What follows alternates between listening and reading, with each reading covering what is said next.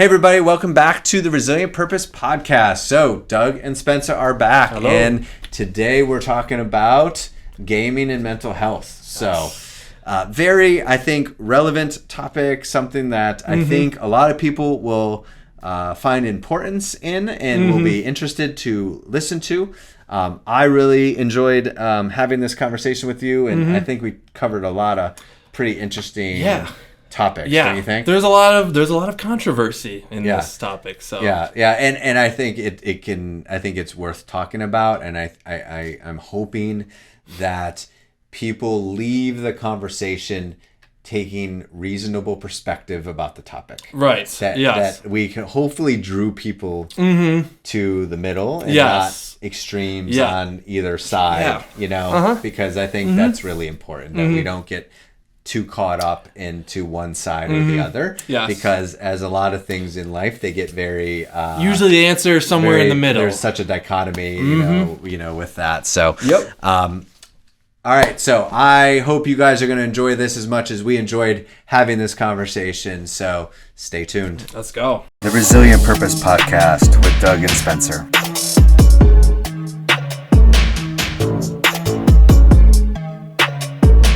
I'm excited for today because we get to talk about a topic that I've never really talked about before.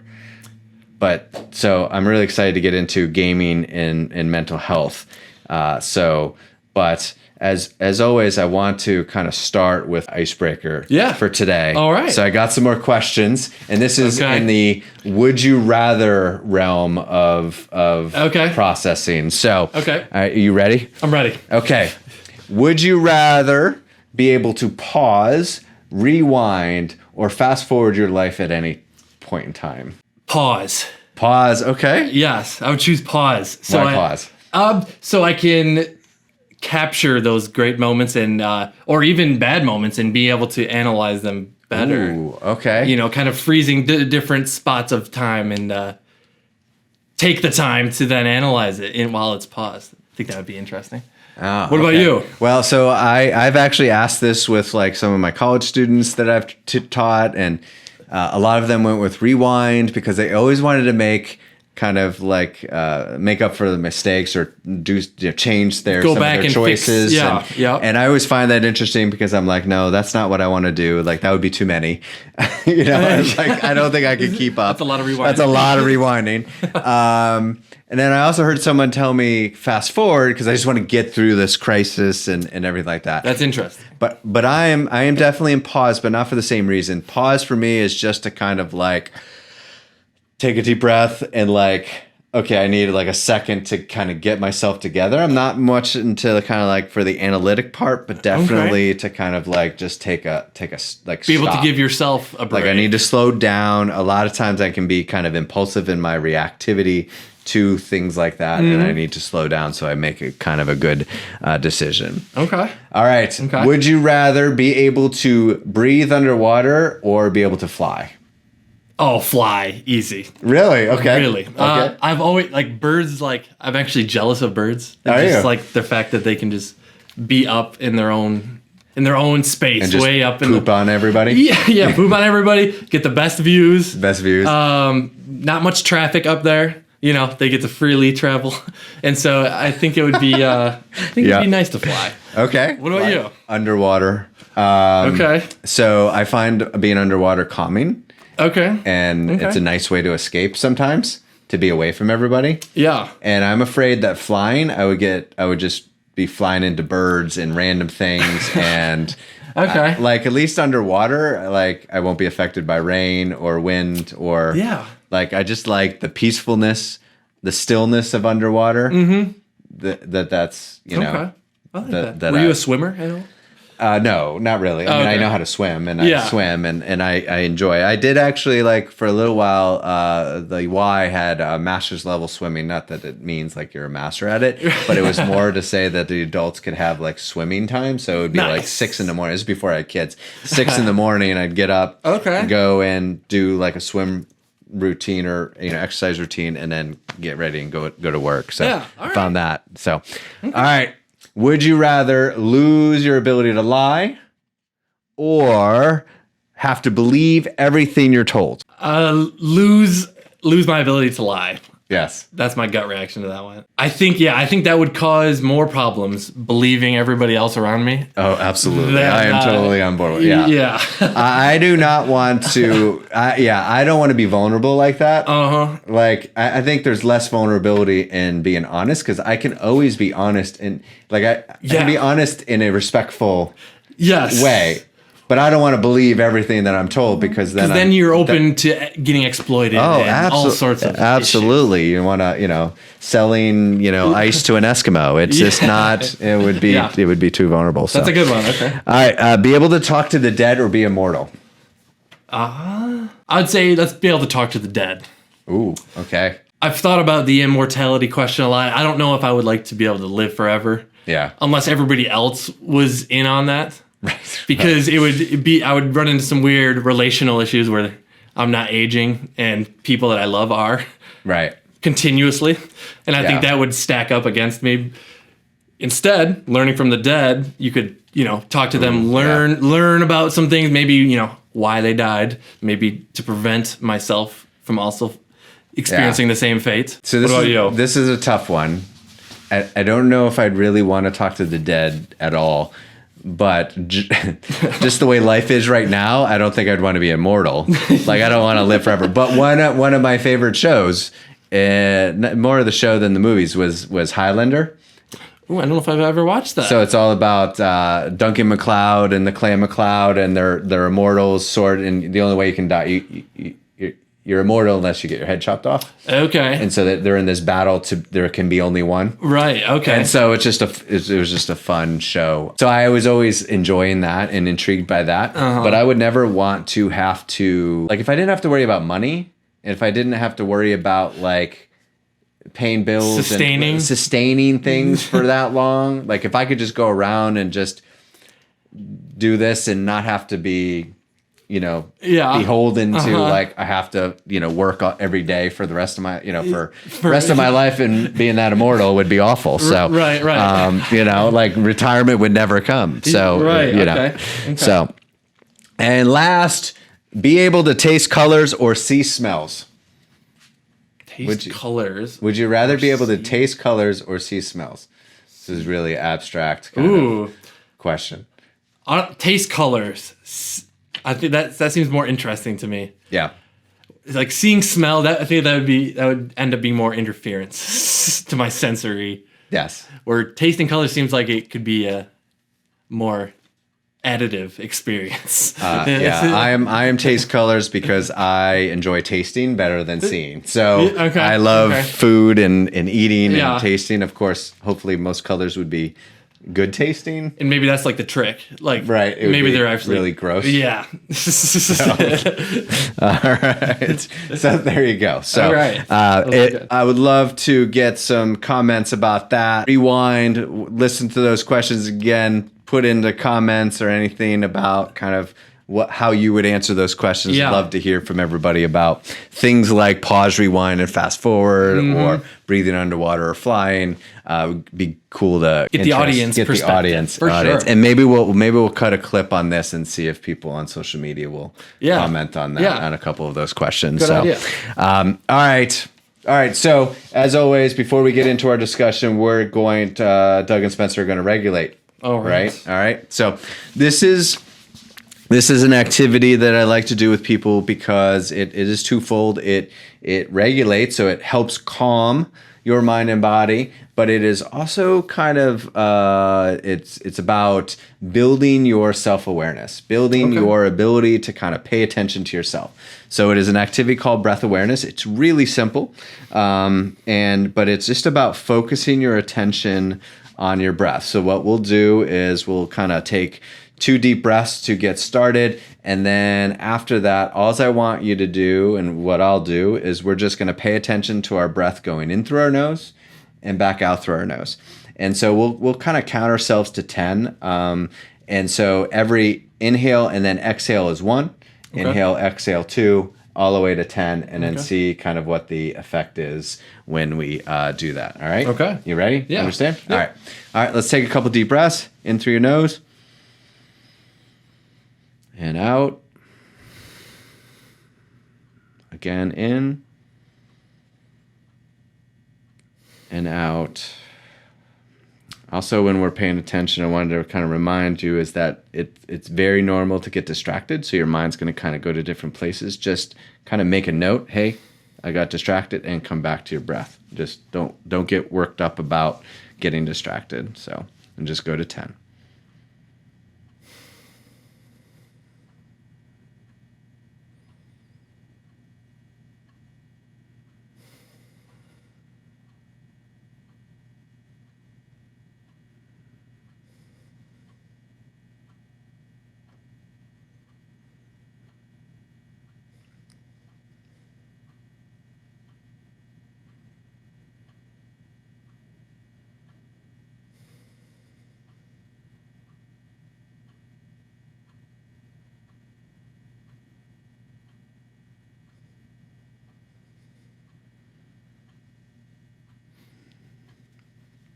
All right.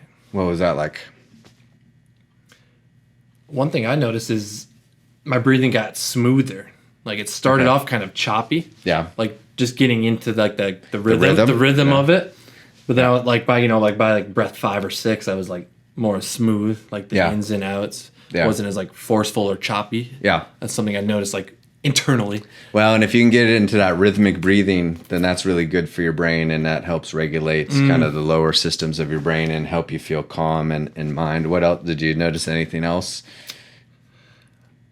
I noticed kind of almost like a fuzzy feeling in the back of my head. I don't know, like a light, I guess tingly in a way. Yeah.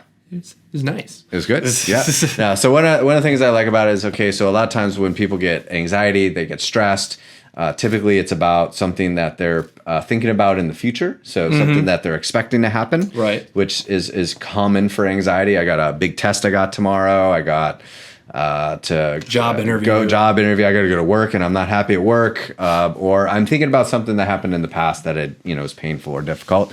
And so when you have that experience, you pull away from the present moment, and that's really what anxiety and stress is you're pulled away from the present moment. And so to get out of that, you ground yourself into the present moment. And so breath awareness, you're focusing on something that is in the here and now, which is your breathing going in and out. And so your mind starts to focus. Now, some people are going to have, if they try it, hopefully everybody's trying it, they're going to struggle because they're going to get easily distracted. They're going to think about what they have to get at the grocery store. They're going to think about, the things that they're stressed about. And that's normal. You just want to kind of just note, like, okay, maybe put a word to it and then come back to the breathing. And then we did 10 seconds to, just for the sake of time and everything like that. But a lot of times I encourage like 3 rounds of 10. So like I go to 10 and start back at 1, go to 10, start back at 1 and go to 10. So yeah. Okay. Yeah. So that's kind of a here and now grounding, get you back to the present. And it's free, no extra tools, nothing again, the healing is within you. So it's your ability, you have the tools already to take care of yourself and to deal with anxiety, stress. Even when you're depressed because you're thinking about something that's upsetting that's from the past, or something that you're upset about not being able to do, that type of thing. So it kind of grounds you to the present. Yeah. Let's get into the main topic of the day. All right. Gaming and mental health. Now, this was one of your suggestions for topics. So before we were going to show you a video kind of to get us jump started. But what is gaming, like what made that something that you were wanting to talk about, or seems kind of interesting for you? Gaming is something that's near and dear to me, and in that I've spent a good amount of time playing video games just throughout my life. I kind of grew up right at that era where like online gaming was very like that, the first Xbox and all of that, and I kind of was there to see some of the benefits of like gaming as a source of entertainment, as opposed to, for me, it was always like, watch TV or movies, or like play video games as like a electronic entertainment, and I always leaned towards the video game side as it seemed to be more active. Like I was contributing to the outcome. Right. Where movies tend to be more passive. You were more involved, yeah. Yeah, and that always was something that excited me about video games, is that the active contribution portion of it. And so, since I'm on this podcast now and mental health, I've also seen how gaming can lead to some issues as well. Okay. And, there's a lot of interplay, between how people use gaming, how gaming uses them, and that. So I think it would be a good discussion. I think it's going to be a good discussion. Yeah. And I think a lot of people are kind of dealing with this. It's controversial, right? Like video games gets kind of, there's a fight to try to convince people that it's either good or bad. Yes. It's either all bad for you, like everybody should stay away from video games because it's going to rot your brain, or it's all good for you. There's nothing wrong with it. There's nothing wrong. It's great. And a lot of people are saying that it's great for your mental health, and so maybe we can kind of... We're trying to parse through that a little bit. Yeah, because I think there are definitely certain probably points on both sides that are relevant and valid. Yeah. But then you kind of need to kind of tease it out a little bit more. Tease out the details of how it actually plays out. Yeah. So we have a video that we're going to show. And this is a TikToker, and he is describing how basically... if you're playing video games, your brain's gonna rot, and so he's basically, you're ruining your life is what the title is. Video games are probably ruining your life. So interesting to kind of get his take, and then see what we can. Let's see what he's got. All right. Video games are probably ruining your life. Now, I expect a lot of guys to hate this video because pretty much every single guy that I know plays video games. Now, look, if you play video games to socialize, like maybe your friends live far away, or every single once in a while you and your boys hop on the game, that's fine. Or maybe you do it to reward yourself after working hard and getting a lot of stuff done. That's also fine. But if you're sitting there playing video games for hours and hours every single day after doing nothing, you are 100% destroying your life. And look, I'm not even going to talk about dopamine and its effects on the neurochemistry of your brain, but we're going to talk about the copes that people often use to justify their video game habits. Cope number 1.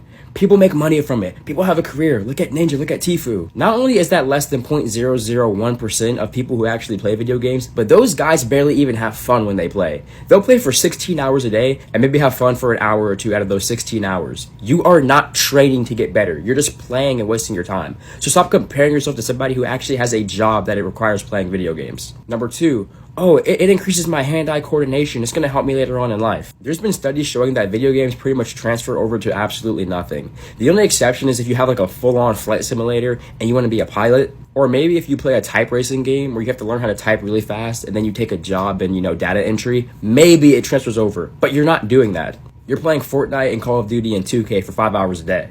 And finally, number 3, it's good for my mental health. It helps me deal with stress. It makes me feel better. Oh, video games are good for your mental health. Oh, okay. And you've been playing video games for at least the past 10 years, right? So you should be in an amazing spot right now. You should have a high self-esteem. You should feel productive. You should be high test. You should be living the life, right? Wait, you're not? You feel the same, if not worse, every single day, and you felt depressed for the past 3 years? It's almost like short-term pleasurable things that require no effort don't actually improve your mental health at all. Because if these video games actually did help your mental health and you played them for 10 hours a day, you wouldn't still be depressed, would you? You wouldn't hate life. You wouldn't feel terrible. So yeah, I'm sorry to say it, but you probably play video games way too much. Okay, Spencer, did you ruin your life? I don't think so. Okay, all right. I don't think your life is not completely ruined? No, I don't think so. Okay, but you didn't play 16 hours a day? I mean, there were days. There were days, maybe back in the day where I was at that. So I think my initial reactions to that are, I think he's right. What I see a lot, like that first point he brought up about, oh, you could be a streamer, Ninja, Ninja, he's famous for Fortnite and all of that. And I see, the kids I work with, I see a lot of them kind of aspire to do that, and they get inspiration from, people like Ninja. Yeah. But what I try to tell them is like, it's not actually the video games, it's their personality that's actually that you're drawn that's to. Actually what their career is like they're an entertainer. Right. They're putting on a show for you through playing video games. It's not necessarily that gaming is their ticket to 5 million subs. It's because he does crazy stuff while he's on stream. He's a character. He's a character, and it really is interesting to kind of see that people actually just kind of watch that. Oh, thousands daily. Like this boggles my mind how people kind of find that interesting. That's another cool thing about interesting thing about this gaming phenomenon is people watching other people play games. Right. There's esports in college, and people are packing stadiums to watch people play video games. Yeah, and I remember, like, I grew up in kind of more of the sports, like Madden and NHL hockey and stuff like that. And you're watching Madden tournaments and stuff like that, and I'm like, that sounds awfully boring to do that. But the kids. There's people that disagree with that wholeheartedly, and they for them I think it is like a modern day sports team, but it's in a sport that they can relate to, something that they play. So for kids that maybe don't get to play football or don't get to, for whatever reason, right? Because not everybody's an athlete, and not everybody's have the talent to kind of do sports. Not everybody's going to have the access to play organized sports, but they can they have access to Call of Duty, and in return, there's a scene of pro Call of Duty players, which, to them, they relate to in a similar way to where, sports athletes high school athletes may aspire to, NFL athletes. So it's an interesting kind of, Yeah. So I'm curious. Dynamic. Would you equate video games different than things like playing music all day? Or playing sports all day, or like I do, I think they're different. You think they're different? Okay. I think it's like a different activity, right? And but we get mad at people but there's people that dedicate their whole life, athletes to just practicing a sport 16 hours a day, or doing the same thing, but this one's rotting your brain and this one's not. And this one's not. We've seen, you see people sacrifice their social life for sports or for even music or artistic endeavors.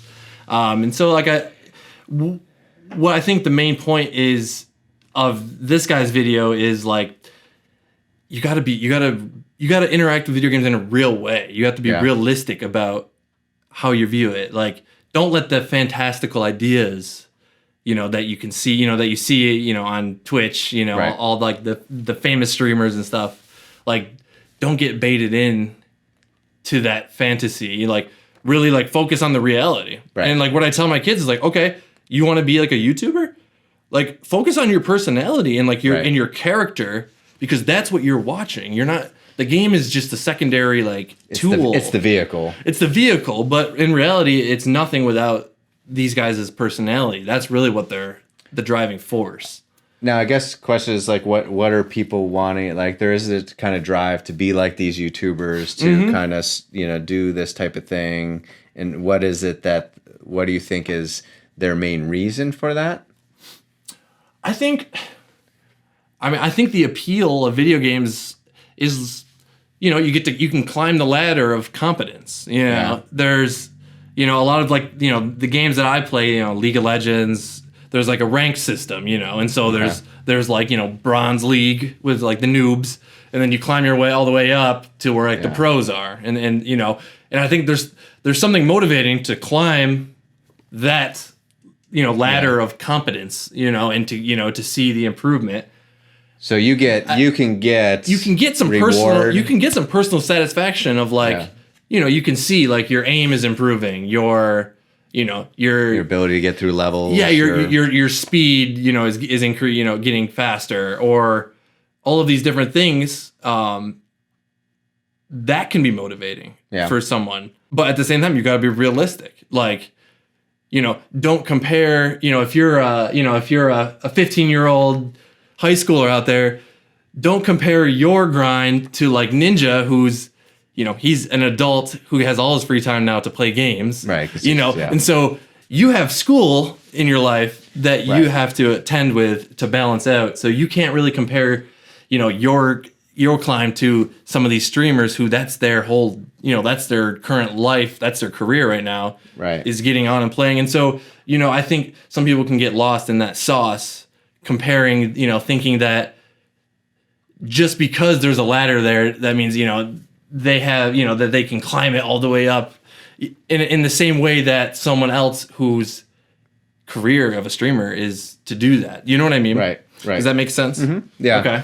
Well, and to me, I think where the criticism lies is not, it shouldn't be about the vehicle that's identified as the problem. And I know, like, in any times that we see problems in the world, we're trying to find the cause. We're trying to find the reason for, so we're always looking for something to blame. And so we can easily just, if we just remove that, then everything would be all better. Right. And so that's kind of here what happens with video games is we are saying, okay, this is bad because it causes these issues. Right. But it's not the actual act of playing the game that's the problem. It's kind of how it takes over their life or how it affects their life. Like the habits you develop with the game in your life.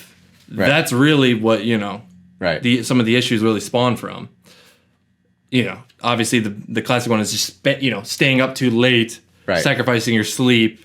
Right. And and that will be a vicious cycle. A lot of kids are in that right now. Right. So they're exhausted the next day. They're not getting up and even going to school. They're, getting in trouble in their life. And probably when parents are attempting to get them off the screen, it's, it pulls them, like it creates conflict and fights and problems and, because it is hard to kind of transition off of something that can be rewarding and pleasurable. No one wants to stop doing things that are pleasurable, especially when you're in the middle of like a level and it's time to go to dinner or it's time to do your homework or whatever. And it's a common parental complaint or struggle. Yeah. And I remember explaining to my mom, like, you can't pause this type of game, Mom. It's like an online game. There's other people still playing. You're going to have to adjust your schedule to fit my schedule of gaming, right? Right. Like, that's just the way I've already committed to this. And like, you can't pause it. Right.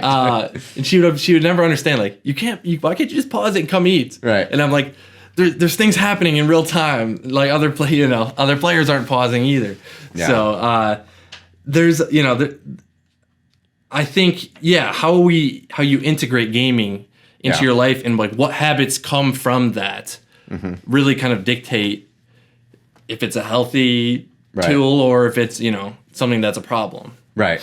Well, and this is kind of hitting kind of the addiction realm, right? Yeah. People are throwing gaming as addiction. Like you can be addicted to it, much like you can be addicted to alcohol or food. Right.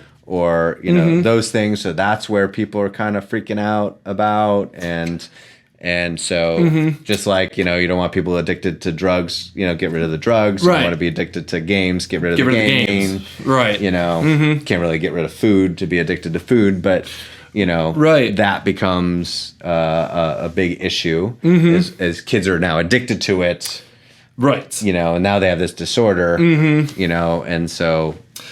I had this little blurb from an article I was reading about mental health and gaming, and it was talking about like dopamine exhaustion and like how the intensity of the dopamine from video games can lead to dopamine exhaustion, in which the games aren't even fun anymore for you, right? And that spills over to where other things aren't fun anymore either, like going outside. Right. Starts to not feel as fun, right? Because you've really like desensitized your brain to like all this, tons of dopamine. I don't know what would your thoughts on that? One of the things, one of the earlier kind of discussions about addiction and really the dopamine network, which is like your pleasure motivational network, reward is also a term that's associated with dopamine is that, like, especially like with drugs, but I would assume especially with like video games, like maybe not like when I was playing Pong,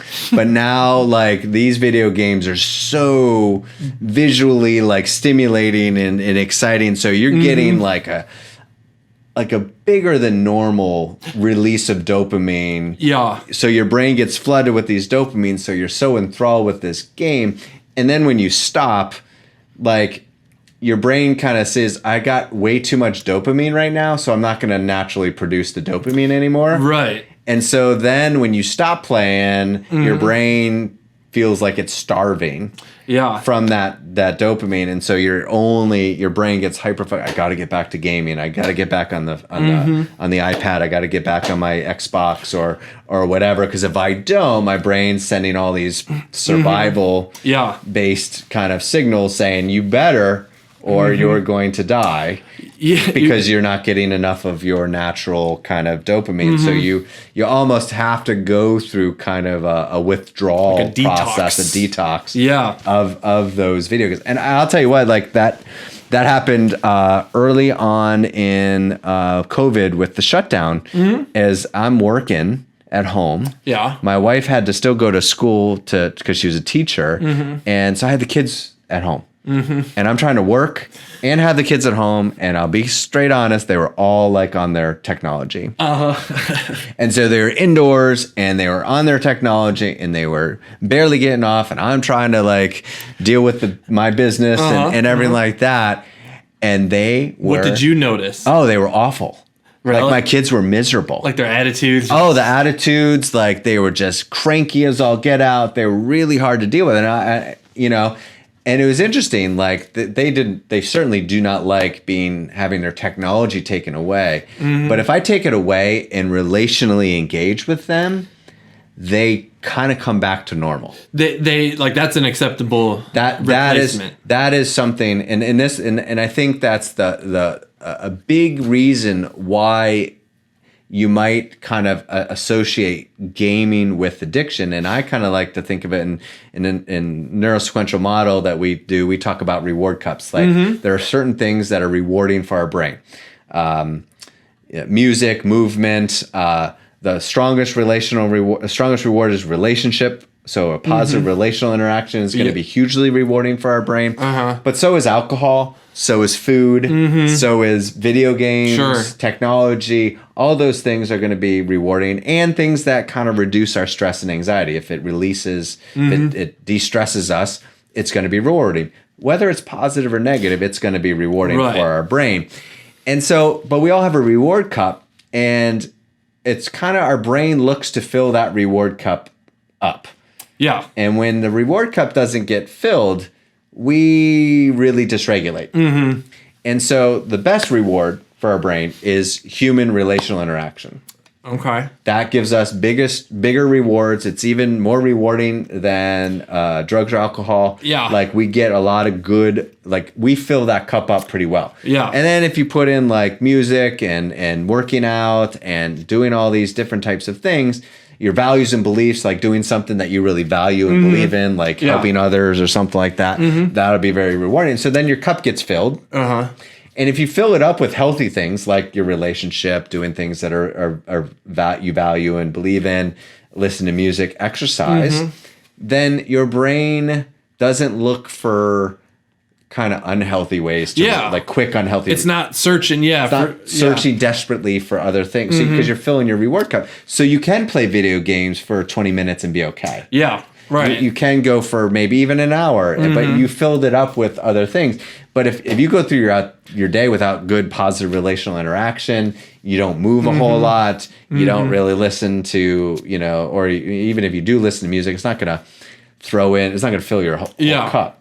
Then you're going to turn to something that is super stimulating and rewarding. Like video games. The video games. And so what happens is people want kids to stop playing video games. But if you don't have anything else to fill up the reward cup, you're going to be fighting a losing battle. And I think it's like, so like when I talk to parents or, about this, it's like, okay, so are you going to then play with them? Well, I was just going to say, so that's like a parental little pro tip there, right? Right. If you want them off their video games, you need to do things with them. Right. But it's so easy for us parents to say, "Oh, we got things to do. We gotta clean the house. I gotta cook. I gotta do all these things." Well, have them help you clean. Have them help you cook. Make it relational. Make it relational. Anything you can do that's relational, and even to kind of meet in the middle. Play video games with them. That's what I did with my mom. Yeah. I got her onto some games. Right, absolutely. It's not my most favorite way to relationally connect, but it is at least some relational way to connect. Mm-hmm. Because I think that's typically a good thing to do. If you're gonna, it's almost kind of like. You can't beat them, join them. Like right, it's everywhere, and you like. I mean, all my kids have a tablet for school. Like they have to do iReady and all these things. So they all have. You can't escape it. Right. So you can either kind of embrace it and set some limits and some standards around and it. Even model appropriate right. ways of playing and getting off. Yeah. And knowing that it's okay to get off and go do something else and right. taking them along with you for those for those things. Yeah. And so I think that's the thing. It's like, okay, if you have a kid that's struggling, or even an adult, this is not just for kids, but if adults are struggling with getting lost in their phone and everything like that, you really can't just stop doing it without replacing it and being involved in something that's going to be rewarding for your brain. Because ultimately, all that person's brain is going to be thinking about is what's going on my phone. Did I get a notification or what's going on? Like, was it FOMO or something like that? Yeah, the fear of missing out. I'm missing out on playing this online. Like all my friends are, that type of thing. Yeah. So, what are you thinking around that? Like surrounding like the FOMO and so you definitely. And so that's another thing to be careful is like if all your friends are gamers, you can really get sucked in. All of you can go down with go down with the ship and like really kind of use games as maladaptive, kind of as all together. That can actually I've seen that happen. And you can start. If your 4 of your other friends are online playing, but you still got to do your paper or something, it's going to be very hard for you to make the appropriate decision to withhold the gratification of gaming because it's just so easy just to hit join the Discord, hop on, sign in, and just go. So. And so one of the big things, and he even mentioned it, he's like, if you're trying to connect with your friends who live far away and everything like that, but that's a common way that people say, well, video games are good for socializing. What are your thoughts? I mean, is that something that you kind of buy into? I do, because that's, I used to live in New York, so moving down here to Ohio, I left all my friends from high school, college, all back there. And so that's something that we do, on the occasion on the weekends, we get together, play some games, chat, catch up, just, talk. And, we do it in a decently moderated way.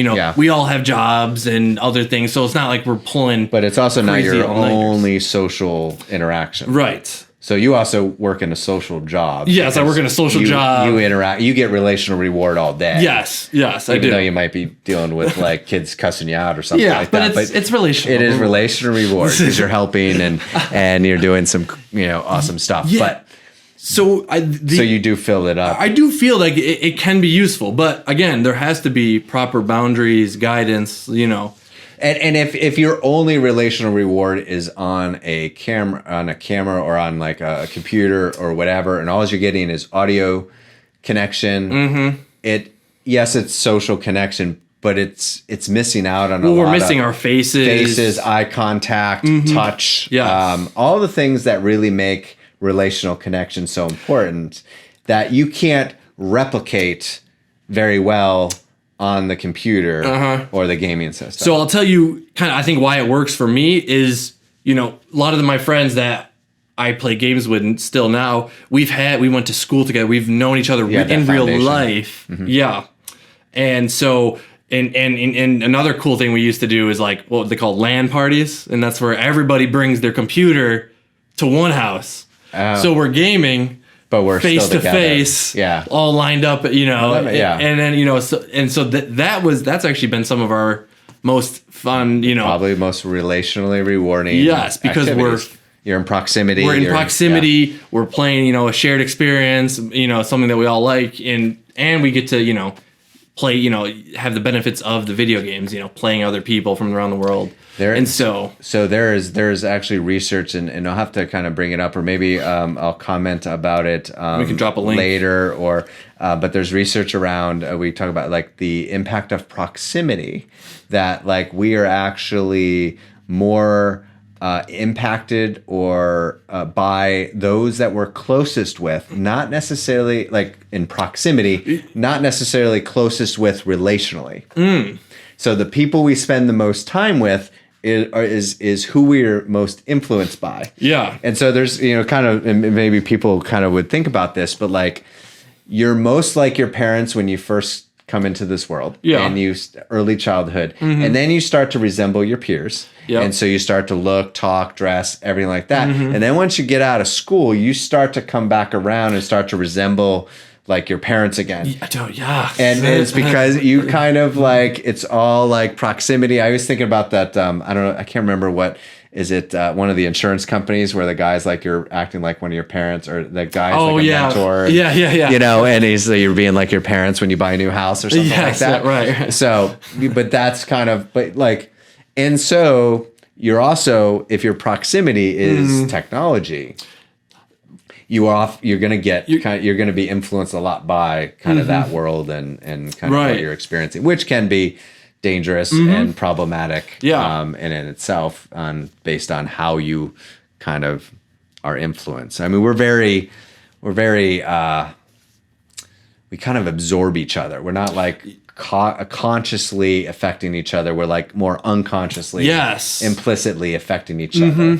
Like we start to kind of just resemble who we spend most time with. Yeah. And so I think that's interesting. I want to kind of transition to another hot topic related to video gaming and mental health. And I'll tell you what, I actually had I did a post after a school shooting. And one of the commenters on my post, because I was commenting on why, what we could do about preventing school violence and my take on it. Yeah. And one of the comments was that video games are the reason. That video games are responsible. And the reasoning behind it was that when we play video games, we lose concept of what's fantasy and what's reality, and we start thinking that we can go through, like, say, we're playing Grand Theft Auto and we're killing hookers and carjacking and all that stuff, that there's no consequences in the world, so we can do the same thing in real life. Right. So before I get your comments on that, I'm going to go to your comment first. Like, what's your initial reaction to kind of hearing that thought process? I don't know. It's interesting. What I don't know. It's got you a little speechless. It gets me stuck a little bit. Because to some degree, I mean, I've experienced some of that, of like, I don't know, like just going through, I don't know, like integrating like video games elements into like the real world. I don't know. And like, for example, I don't know, like when you're going through like, this could be more of a creative example, but like when I walk through like the woods of a trail, I don't know, like I see a stick and I like pretend it's like a magical staff. Right. And it's something that's just like, it's normal to me to like fantasize when I'm in certain elements. Do you feel like you get so lost that you're like going to kind of like... I don't. Right. You're just kind of... I've never felt an overwhelming, like, losing control of reality, like my grip on reality. I've never felt that. I've just noticed myself, merging certain things, in certain certain triggers, like, walking through like a woods, triggers of like, the mystical woods in a game, just certain like things like that. Yeah. So, and it's never really been violent. Like it's never really been like, you know, aggression towards other humans. It's always just been like weird integrations, I suppose. So a lot of I am a big fan of The Daily Show, both with Jon Stewart and with Trevor Noah. We'll see who they come up with. And who is going to be next, which is I'm a little worried. Yeah. But I wanted to show this video clip because he is commenting on this very topic and I want to kind of talk about this. Kids know that games are fake, my man. No one is turning off Grand Theft Auto like, shit, I just ran over 80 pedestrians. Should I get a lawyer? Oh my God, I'm too young for jail. What am I gonna do? The argument that American music and video games causes gun violence totally falls apart when you realize the entire world listens to American music and plays American video games. Yeah, but they have nowhere the same level of America's mass shootings. And don't get it twisted, it's the same music. It's not like in Sweden, there Snoop Dogg is like rat-tat-tat-tat, and I never hesitate to put a hat on a cat.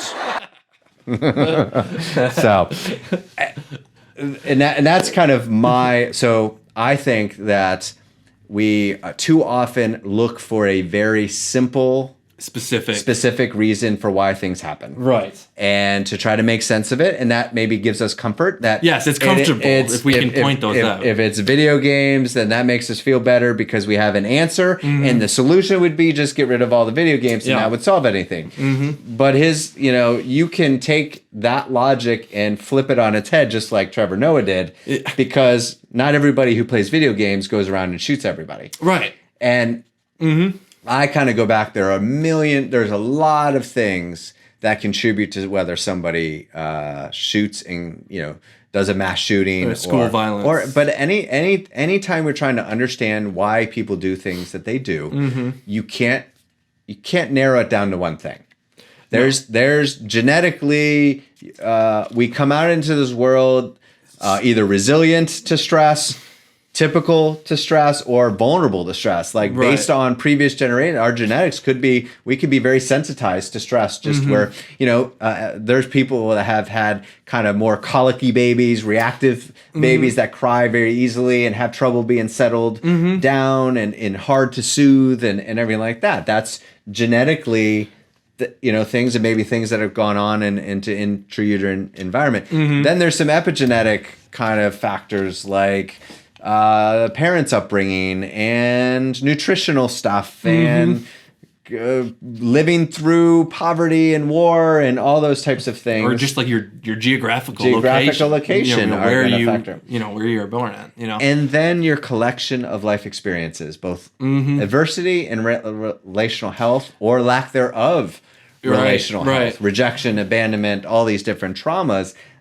Now you could be very vulnerable to stress and be very sensitized, and video games certainly doesn't, like playing Grand Theft Auto and those things certainly doesn't help you become better. Right. Yeah. But it certainly could kind of impact your thinking and your processing of experiences or think, I'm going to get, maybe an idea from it. Right. But in the grand scheme of things, the answer is never take this away, because you would have to take everything away. And the very same people would never talk about taking away guns. Right. So if you're going to use that guns kill people, people kill people argument, you're going to have to say video games don't kill people, people kill people, right? So you can't have it both ways. Yeah. So the answer is much more complicated. Yes. Than just taking it away or stopping people from. Yes, there's just too many variables in our human development that it's like it's not. It wouldn't even be. It would be hard to even test. Yeah. If that. What would happen if you did taking video games off from everybody? Like so many people wouldn't. It's hard to prove a negative. Yeah. Like, how do you prove if people, people that didn't shoot up schools, how are you going to prove that they might have? Right. Or, changing in that. So, yeah, that, I like that. I like that take. I think it's pretty much comes down to like a cultural problem, really. Yeah. Of, a cultural problem, probably some familial problems, of, why kids get the audacity to do these acts, Right. Well, and we're all influenced by things in our life. It's whether we have the regulation skills to control our impulses and to manage our challenging experiences. Yeah. Now, I wonder, because they're talking about addiction and gaming and addiction. We know that the research tells us pretty well that if you don't use drugs or alcohol till you're in your adulthood, you're less likely to be addicted, to drugs and alcohol. Right. And that has a lot to do with your development of your brain, like your executive decision. The executive functioning. The more mature your cortex is, the more developed your brain is.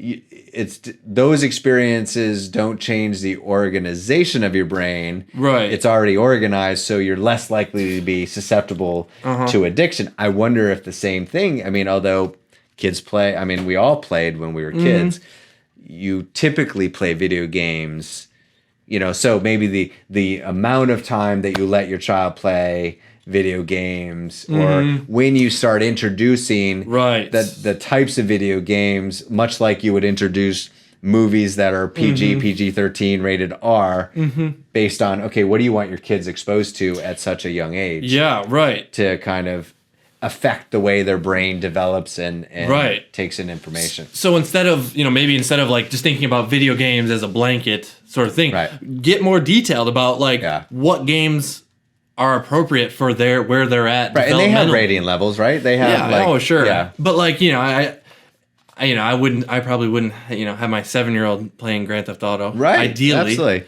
But I've worked with kids that were watching Nightmare on Elm Street at 7 years old. Oh yeah. And they would watch a lot, and then they would tell me about all their nightmares that they have, and you'd be like, "Gee, I'm shocked."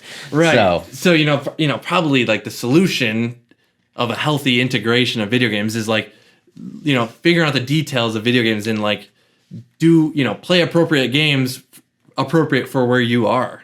You know? And I think one of the other things that I would say about kind of video games is, video games in terms of where I hear people say it's an escape and it's good for my mental health. Video games really is a dissociative experience. It's where your mind gets to kind of check out. It's very similar to reading a book or watching movies or just doing things where you let your mind just kind of wander and go off. And so that's a dissociative experience. And typically, you can't stay in your conscious brain for too long period of time before it gets exhausted. So your brain will naturally dissociate and want to escape as a way of taking a break. As a way of taking a break. And it is also part of a coping mechanism. So if you're going through trauma, your brain might dissociate to reduce the intensity of the traumatic incident. Right. So if I'm being abused in some way and I can't fight or flight my way out, my brain will check out. That's kind of like the third option. As your third, and so the more I start to dissociate, that becomes my quick response to stress. And so what I would say is if you look to video games or dissociation to escape everything, it actually will become problemach because you're not learning to tolerate your emotions and to confront and to deal with life. Right. And so I much like alcohol, I would never encourage you to take your buddy out drinking because they had a bad day. Because you're pairing the association with, when I am upset, I got to do this type of behavior. So I would never want you to use video games to cope with your negative emotions. And the reason is because you start to create an association that whenever I feel bad, I'm going to avoid. Yes. And we don't want you to do that because we don't want you to kind of reject your negative emotions because it's information. It helps us learn how to navigate the world. It's information we should pay attention to. What I would recommend is that dissociation is normal and it is good for you. And so I would plug in predictable times in your life, in your day, to dissociate, to play the video game. So don't play video games when you're upset and stressed. Do go work out, go take a walk, go relationally connect with somebody. Right. But to use video games as a dissociative activity that you're going to put in your schedule regularly. Right. So like at the end of the Right. day, when my wife's wanting to go to bed and I need to decompress, I dissociate on TV. Right. Right. It's part of my day. It's how I decompress. Built in. It's built in. It's not because I'm upset or stressed or tired. It's you know, it's for those types of things. So. Yeah. So that's I like kind of that. my take on that. Yeah, I like that. That was I think that was an important bit there. Yeah.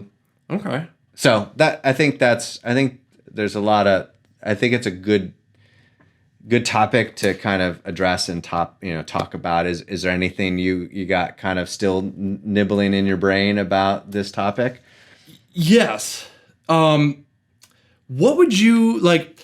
Would you say is video games like? Could that be a basis for like a friendship for youth out there? Is that like a shared playing the same video games and like Common interest. a common interest? Is that is that is that a good way for it's for a way to friendships connect. to start? It's a way to connect. It's Yeah. a way to feel. It's a way to affiliate, to find your sense of belonging. It's, like we like the same things. So, we all want to be around like-minded people. Right. That's, it's not The communal. It's the communal aspect of things. Now, that gets us in trouble because if we only stay with people that are like us, that can cause... I mean, maybe we won't get challenged. We limit ourselves. Yeah, right. So... but yeah, I think it is. I think it is. I think if it's the only basis of how you connect with people, I think you're limiting yourself, and it's got some. You're not going to find. Because the way I kind of see it and use it, in my work at the school is, if I see a couple kids that aren't friends or aren't connected, that I think they could be, and I know that they Find play that interest, and I know they both play, Roblox. It's it's usually an instant icebreaker. Instant connection. Like it kind of like as soon as they're like, oh, you play Roblox? Yeah. And it's just like, it's like they just look each other's eyes and they we're long lost friends. You're like right. we've known Yeah. each other for so long. Yeah. And I've seen that happen a lot. And I've seen like a lot of friendships, start with video games. It's the same. It's the same as sports. It's the same as music. One other thing I wanted to note that I thought was interesting when I was researching this is the DSM-5, the current issue of that, does have a little bit about gaming disorder, gaming addiction, but it does say that, more research is needed. Really, does it cause impairment in your functioning? Right. Right. I mean, if eating, which is something that we have to do, can cause impairment in our functioning, right? If True. we eat unhealthy foods and we eat too much and we obsess or restrict eating, all those types of things, that can be a disorder. So anything can be turned into a problem, a disorder, or a struggle. It is our way of coping, and food is a reward for our brain. So it serves the same purpose that people would use video games to cope. Right. We're using food to cope. We're using alcohol and drugs to cope. Or those are all those things. So I mean, it's very easy to call it addiction. Yeah, I just thought it was interesting that they do have they do have a section in there, so it must be on their radar. Yeah, it's definitely on there. All right, you ready to watch another TikTok? Because it's Doug and Spencer's time to watch TikTok. Let's do it. All right, so this is one that I really think people will enjoy. I'm a big therapy guy, Why the stigma with therapy? Why? Everybody likes working out. Physical therapy. What's wrong with mental therapy? Everybody's like, well, the gym makes me feel sexy. Well, you know what else is sexy? Not being a walking red flag. Get some help. Nobody cares about your abs if you're the guy having a meltdown at Red Lobster. I think people they like the gym because there's like a culture behind it. Like gym rats. They have T-shirts that say beast mode and better sore than sorry. Therapy people, we need T-shirts. We need a shirt that says no dad, no problem.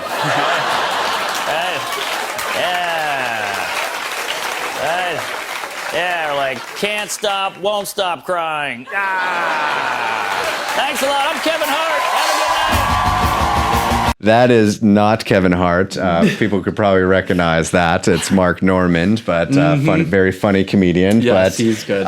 He kind of talks about something that I think I'm very passionate about, is normalizing therapy as a healthy way to help be successful, right? To help deal with stuff in your life, and to not kind of see it as a bad thing, but just like you would go to the gym and stuff like that. Right. So, but I thought it was interesting, kind of like, because there is, when you go to the gym, there is that culture of togetherness and belonging. Yeah. Like, could we all relate and connect over the fact that we go to therapy? Like, we all kind of, right. can find a sense of connection that way. And you're working on the t-shirt. I'm working on the t-shirt. Getting the t-shirt in there. Getting a t-shirt and being able to kind of, find a proactive way to deal with kind of life. I mean, and we've talked about this. I've talked about this in beginnings of our podcast of like, we were encouraged to go to therapy ourselves because, we need to, we can't let our stuff kind of get in the way of helping others. Right. And that becomes a big issue. So it's like, if we're much going back to kind of mental health injury, if we look at therapy as meaning you're messed up and you're screwed up, then no one's going to want to kind of face that reality. And so I really kind of think that, but maybe we have some PR marketing to do. I think that's what he's saying. He's like, we gotta up our branding, therapy and stuff mental like that. health. Yeah. So no, but to be honest with you, I just love kind of I love comedians and listening to joke. It makes me laugh, and laugh is very regulating for me. All right, it's philosophical question time. All right. So what do you got for us? All right, are you ready? I'll try. All right. Do you believe in luck?